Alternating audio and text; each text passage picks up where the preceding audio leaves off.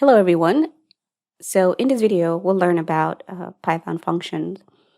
So a function in Python is a collection or set of code, set of instructions that only runs when it's called. So you would have to use the function in order to run the code, to run the function itself. And this is the syntax. Def is the keyword used for the function, and then you just have a function name, any name that you want, parentheses and then colon. And we'll look at a few examples here. So functions are defined using the def keyword, like I said.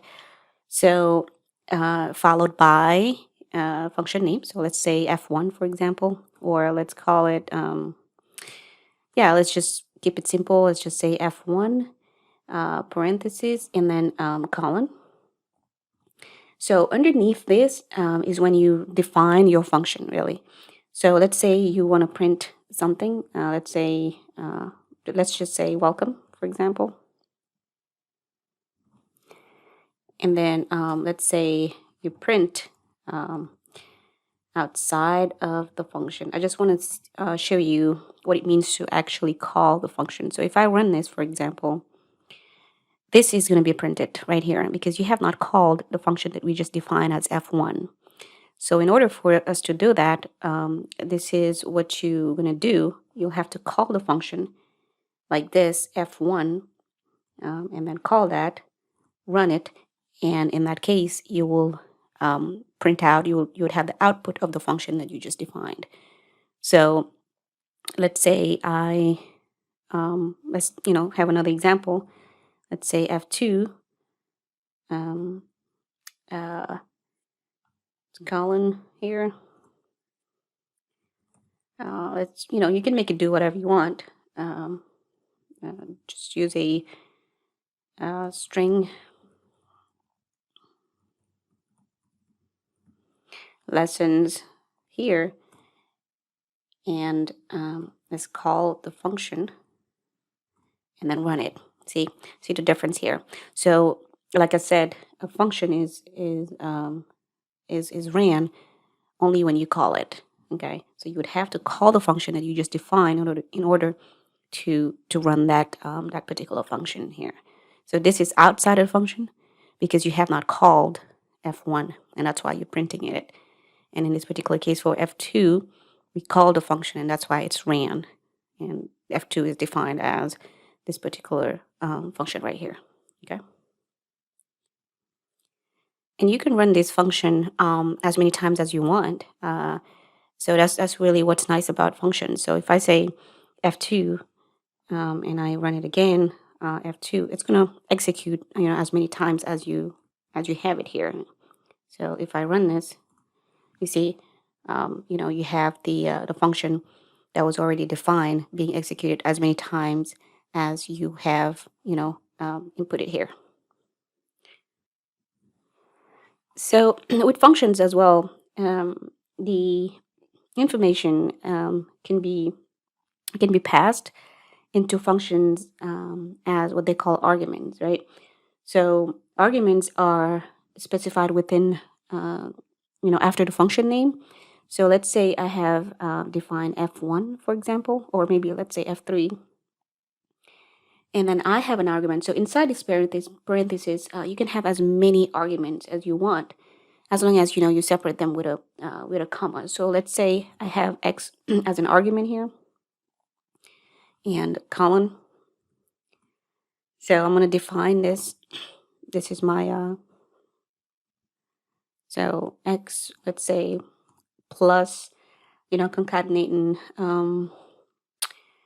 I'll say y just as an example here. And then I'm going to call the function f3, and I'm going to add, let's say z.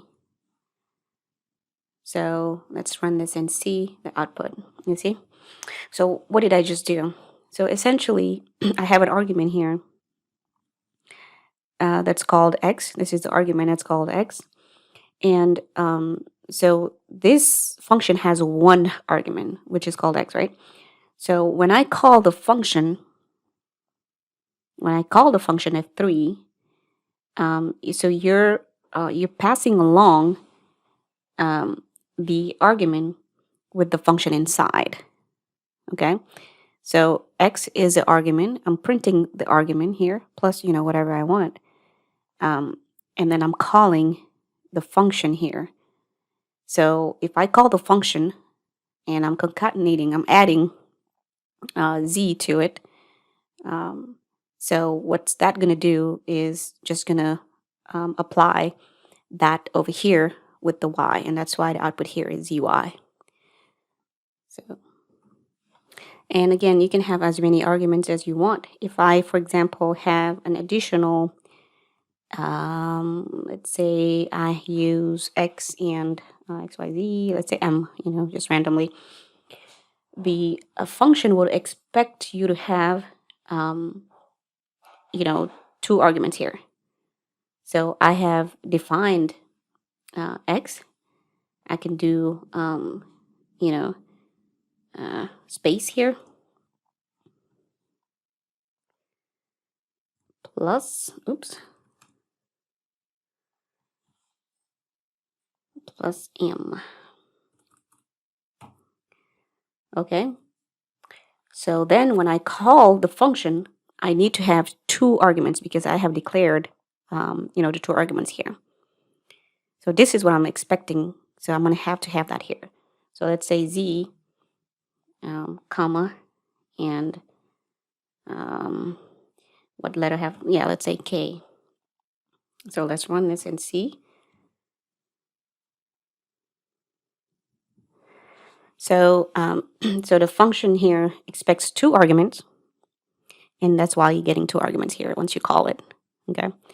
So I don't even have to have this space right here. But and then if I run it, that's just that was just an example there.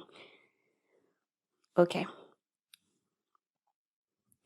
So if I did, because I'm expecting two arguments, if I have just one argument here, I'm going to get an error. Why? Because I have set the function is expecting two arguments. So just wanted to note that. So if I run this, I'm going to get an error. So however many arguments, you can have as many arguments as you want, but however many arguments you have, that's what you're going to have to run here as well. So if I have two here, then the function will expect two arguments here as well. It has to be the same exact number. Otherwise, you'll get an error. That's the error here telling you that it's missing an argument. Okay. So,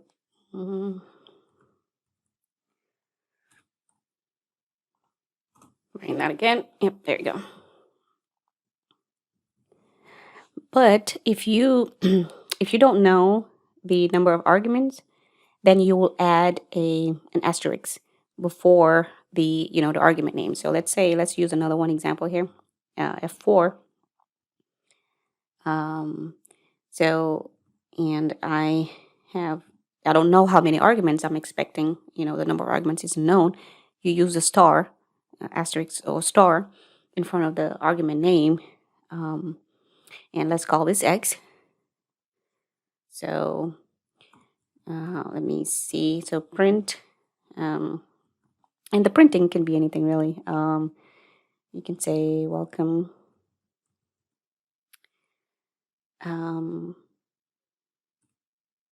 Let's say welcome x maybe, or yeah. So x. So I'll come back to that here, but I want to show you something first. So f4, because you don't know the number of arguments, right? So I'm going to have here, let's say, y. Remember, here I'm expecting two arguments, so that's why I'm calling it here twice, right? Here I don't know, so I can put as many here as I want. But in order for me to access it, that's why I have this tuple right here. But let me just put these here first. Let's say K M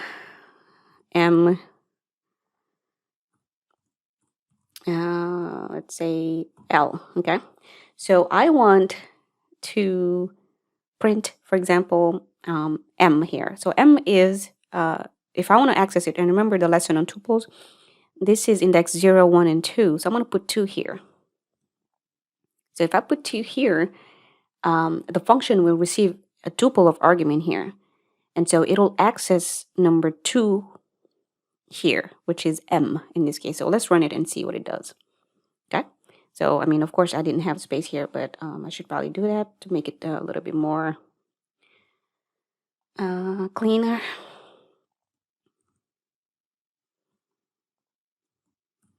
Okay, let's run this again. Ooh.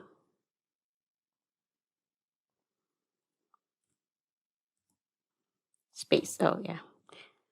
There you go. Okay.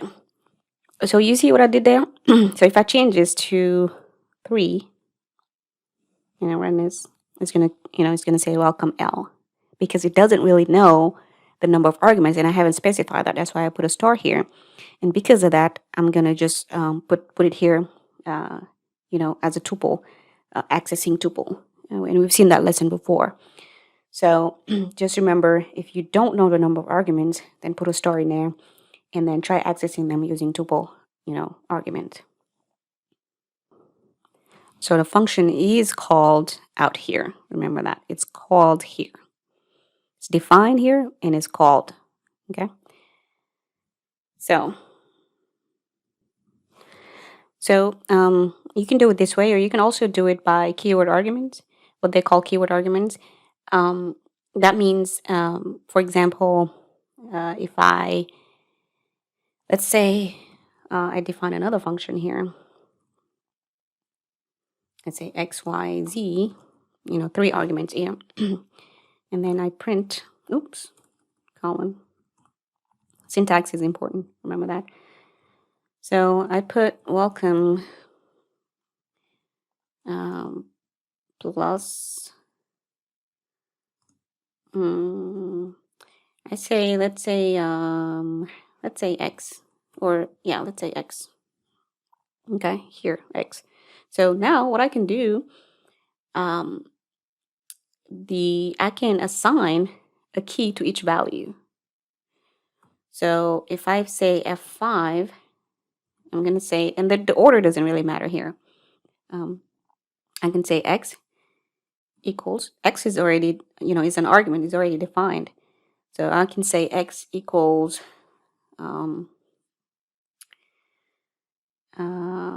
gosh, it's hard to come up with some random things. So x equals 1, I'll use it as a string just to, and y equals 2, z equals 3.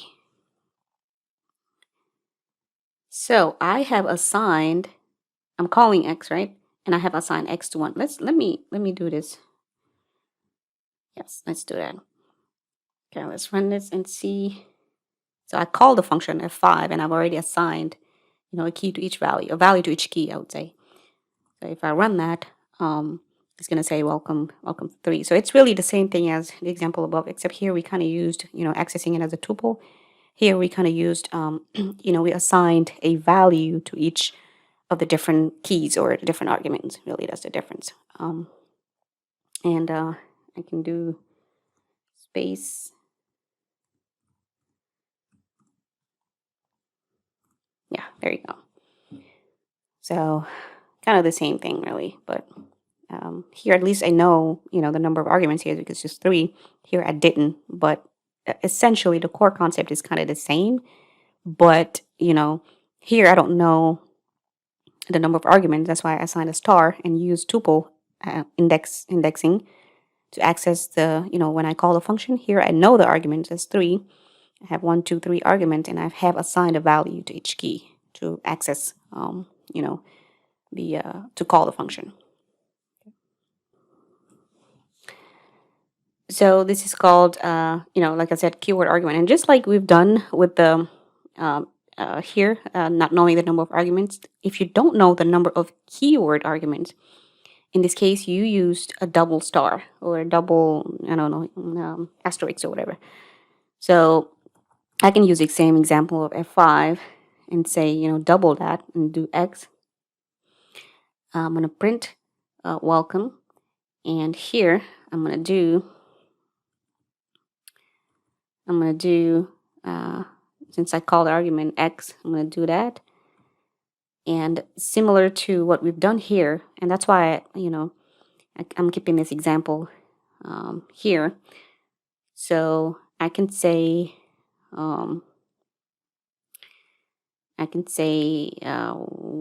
maybe 3, yes, just because I want to print the same thing here. So if I do that, F5,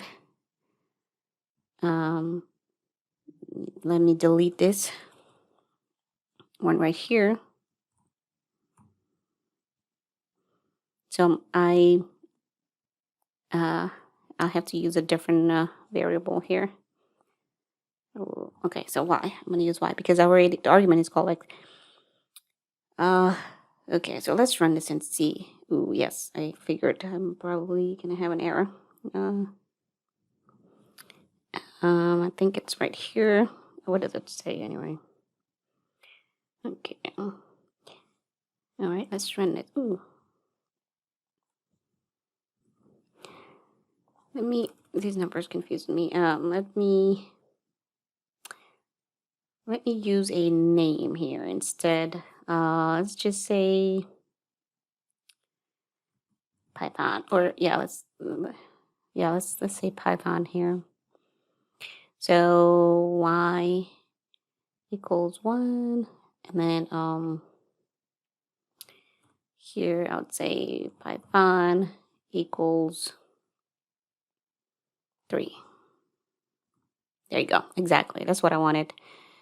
So, okay. Let me use a space here.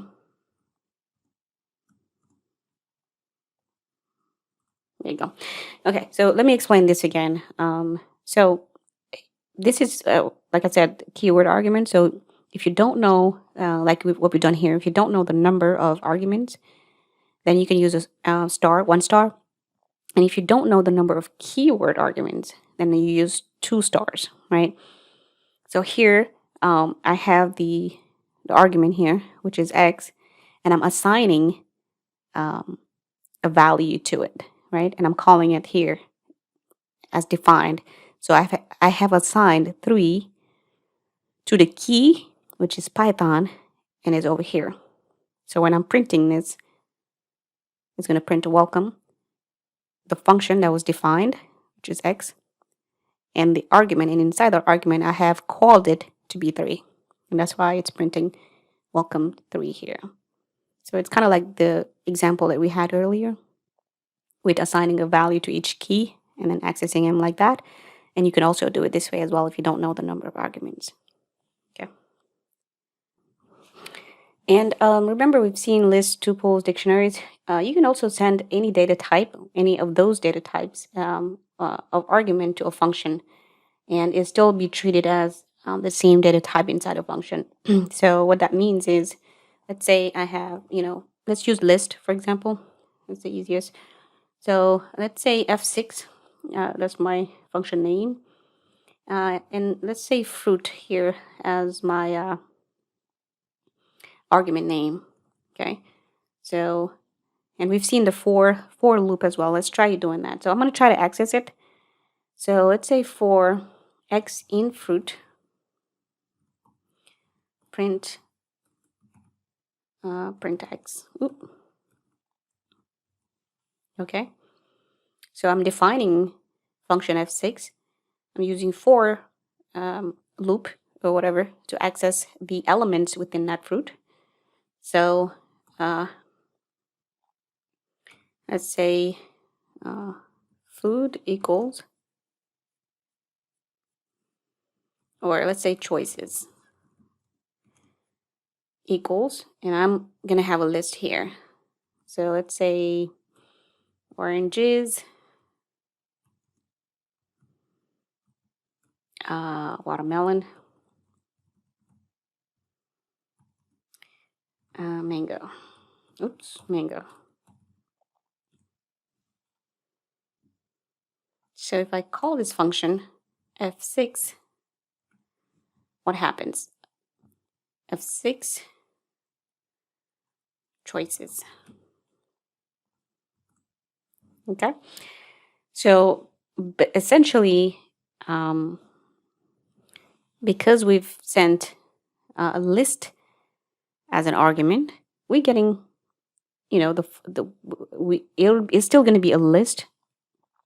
It's still going to be a list when it reaches the function. That's really what I wanted to show you. So, and the list could be any data type. It could be anything really. It doesn't necessarily just to have be list, but any data type of argument that you send to a function, it'll be that data type once it reaches the function, if that makes sense.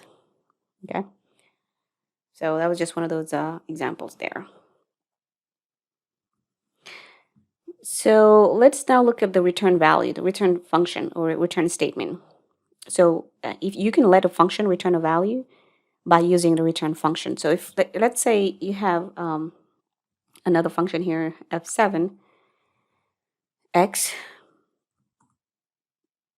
you can say return 10 times x.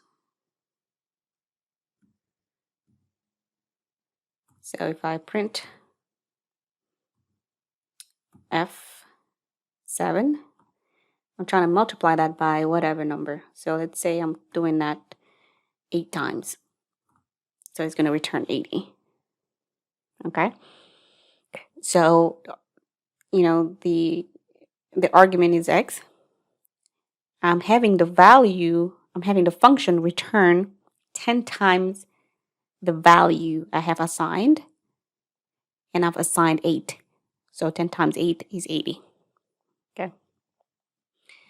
So you can use a return value or return statement to have a function return a particular value. Okay. And you can, it doesn't have to be multiplication. It could really be anything. So if I do 10 plus x, the function that's defined, and I assign 8 to it, what should I expect? 18, right? Because I'm adding, whatever I assign to it. So you can keep playing with that as many as you want, as many times as you want. And I could have assigned, before I even print this, I could have assigned a variable here to this function, f7, and just say 8. It's really the same thing, but so if I do print y, it's the same thing, but it's just a little bit cleaner. Okay. So if you run it, it's still going to be 18. I think this is a little bit cleaner, but I like shortcuts and whatever, but it's kind of returning the same thing really, but I'm just assigning a variable to that particular return value, or the output. So you can do it that way too. So if I change this to, F7, assigned 20 here, then if I run it, print,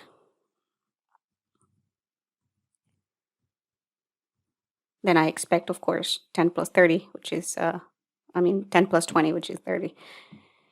Yeah, so you can, play around with the return value, like I said. So the video is getting long, so I think this already covers a lot of the basics of functions. We'll do more examples in other videos, but in the meantime, you can keep practicing with these basics and kind of, get familiarized with yourself with it.